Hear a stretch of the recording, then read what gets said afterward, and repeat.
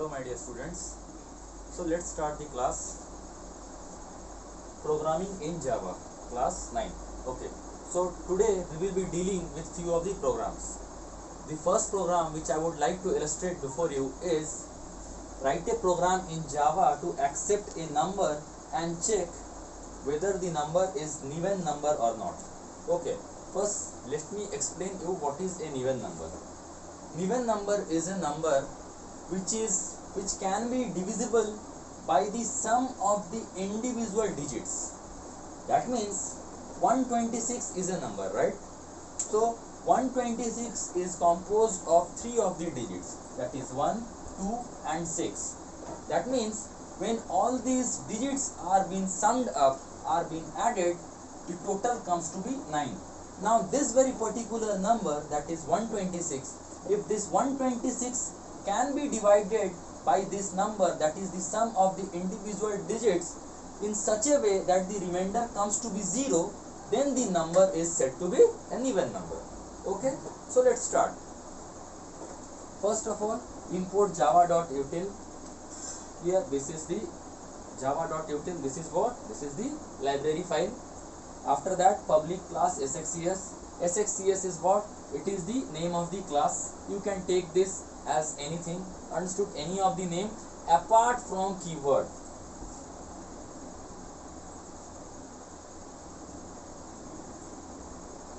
Cannot take any keyword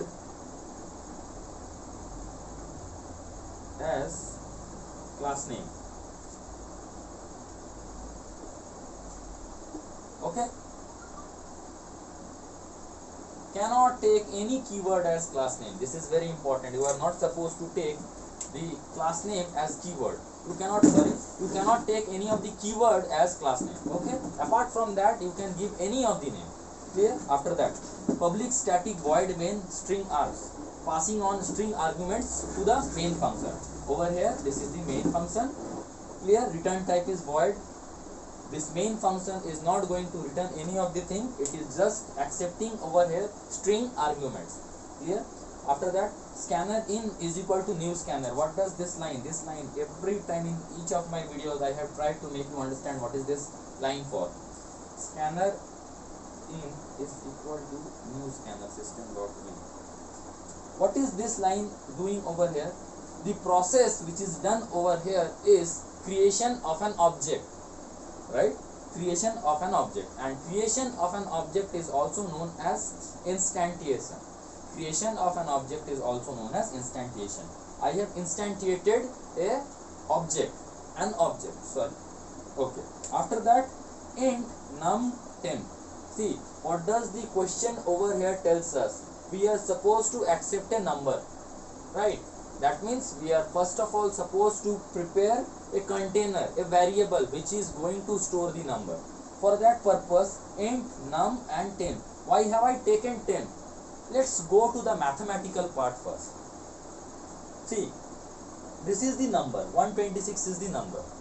If we will divide this number with 9, then to extract this number, that is 9, we need to do many of the things with this number, that is 126. That means 126, this very particular number is going to be executed. Understood? And whenever you will face this type of question, when you are supposed to execute a number in such a way that the number is going to be broken down, you are supposed to prepare another variable, you are supposed to create another variable, not create, you are supposed to accept another variable, so that the actual number can be stored in another variable also. We are going to create a photocopy of the actual number. The number is going to be stored in num, and the photocopy is going to be created inside temp. That means what? Just go through. See, SOPLN, I have utilized short form. SOPLN, do not write this like this in your exams. Understood? You are just supposed to write the complete thing. System.out.println. Okay. System.out.println, enter a number. Clear? After that, num is equal to int.nextInt. That means accepted. The number which the user is going to feed, because of this very particular line, because of this line, the number will get inside the variable num. Now let's suppose user gave the number 126. As soon as user hits enter, this 126, this number 126 gets inside the variable, that is num. And what is a variable? Variable is a what? Variable is a named memory location. It is a memory location, understood, which is capable of holding data. And what data is coming over here? Numeric data, isn't it? So now that number is going to be stored inside num. Later on, temp is what? As I explained you earlier, temp is going to store the photocopy, the replica of the num. Understood? That means temp will also become automatically 126. That means right now num is equal to 126. Again, temp is also equal to 126. Clear? Now we start over here with while loop. Why while loop? Why can't we use for loop? Why? Because for loop runs for a very fixed number of times. Understood? But we don't know over here in how many times, in how many iteration we are going to get the desired result. Just look through, you will come to understand what I am telling. Okay. Condition over here is num is greater than 0. That means it is such condition, that means where the number of iteration, where the number of repetition we exactly don't know. Understood? It completely depends upon the body, execution of the body, isn't it? So let's start. Rem is equal to num modulus 10. See, the name rem I have utilized over here. Okay, after this temp is equal to num, we have taken another variable, that is rem, and sum is equal to 0. After this, okay. So we have initialized the value of sum is equal to 0, and rem we haven't initialized anything. But we have taken two more variables. Why? This very variable named rem, it is going to store the remainder. Understood? So rem is equal to num modulus 10. Just check out the mathematical part.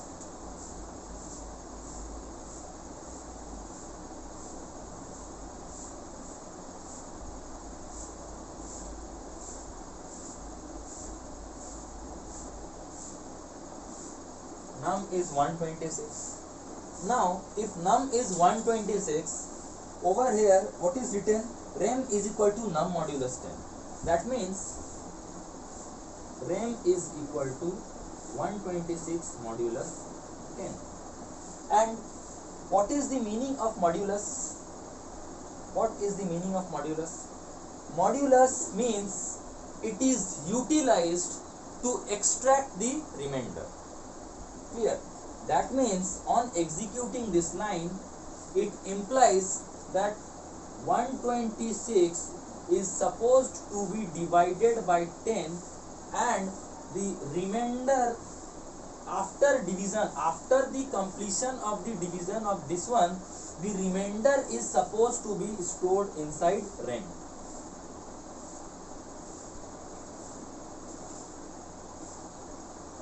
Clear? After dividing 126 by 10, whatever the remainder will come, that remainder is supposed to go inside rem. This is the meaning of this. Always remember, it's a small trick. Whenever you will divide with 10, the remainder comes to be the last digit.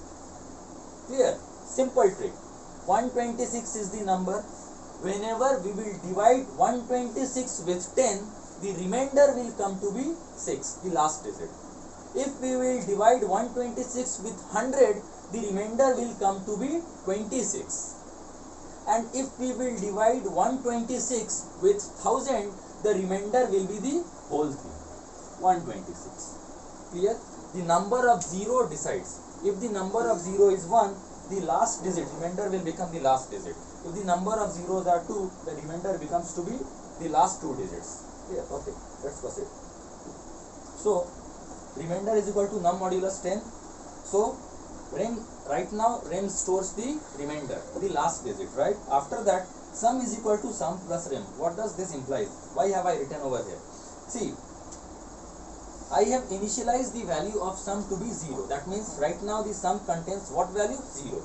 Now since I have, as soon as the condition over here is supposed to be checked, the condition tells how many, that many times you are supposed to get inside the body of the loop, as many times the value of num is greater than 0. What is the value of num? The value of num is 126. Is 126 greater than 0? Definitely 126 is greater than 0. As soon as the compiler checks this part and result comes to be true, the compiler gets inside the body. This is the body of the loop. It gets inside the body, and inside the body it sees, it checks out rem is equal to num modulus 10. That means rem stores the last digit, that is 6. Rem becomes 6.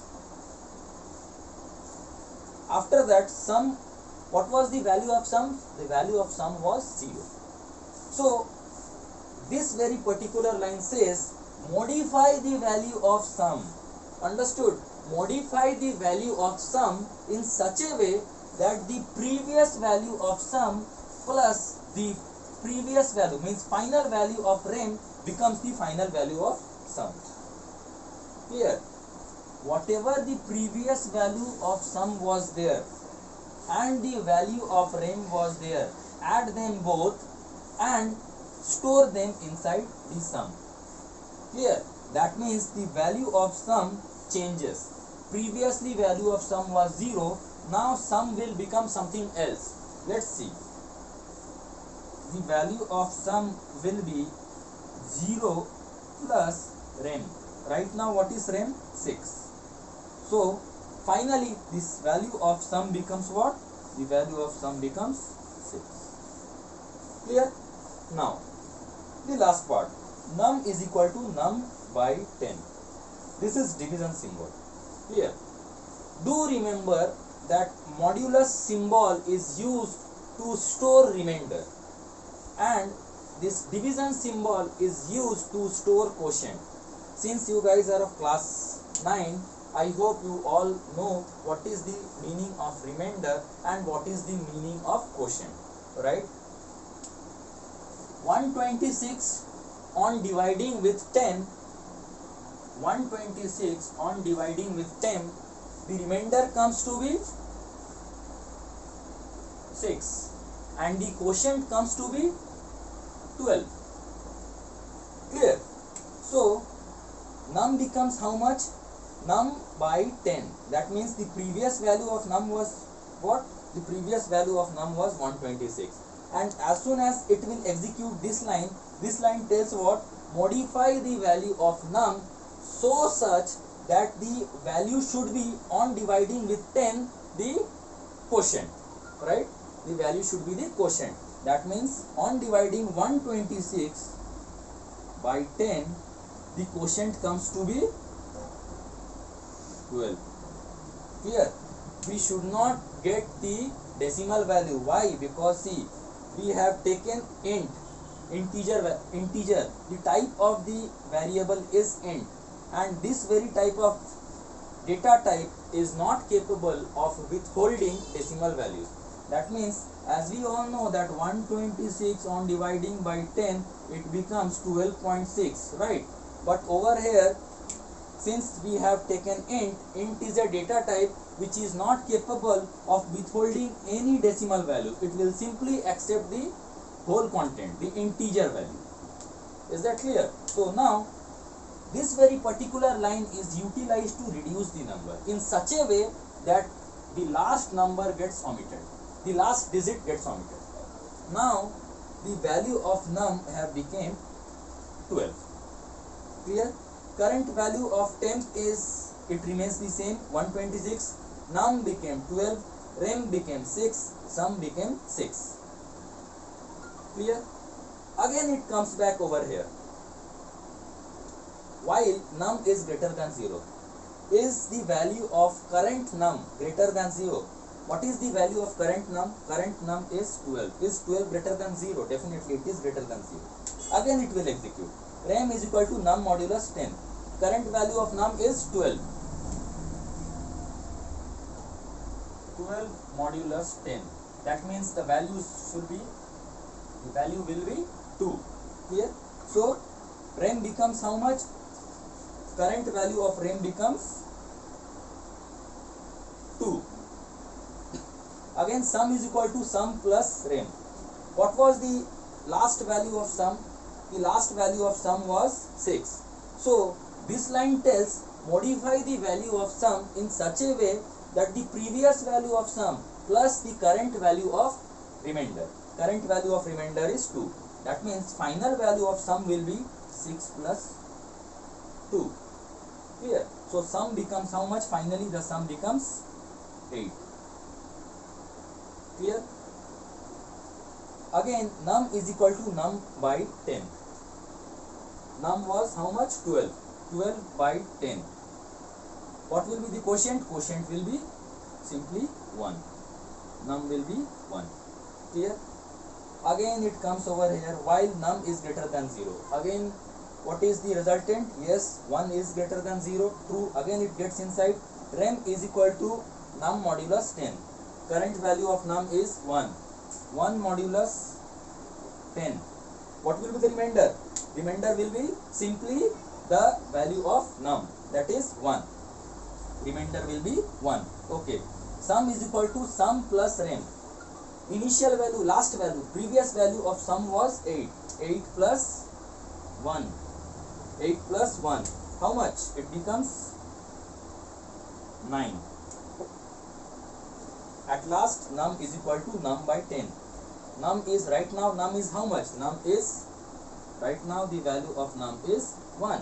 So 1 by 10, the quotient 1 by 10, quotient will be 0 under. Here 0. Num will be 0. Again it comes over here. Is 0 greater than 0? No. Right? So after that it will not anymore get inside the body. So finally we have extracted the value of sum and the final value of sum is 9. Let's proceed forward. Over here condition. If temp modulus sum, now over here you can understand why have I taken the second container which kept the photocopy. See, the value of temp is 126, which the value of num was there. Clear? That is why we have taken the photocopy of num and the photocopy of previous, the initial num, the very beginning num. Temp is how much? 126. Now if temp modulus sum is equal to 0, that means on dividing the original number was stored inside, see this line, again come over here, this line, original value of the number was stored inside num, as well as that very original number was stored inside temp. Clear?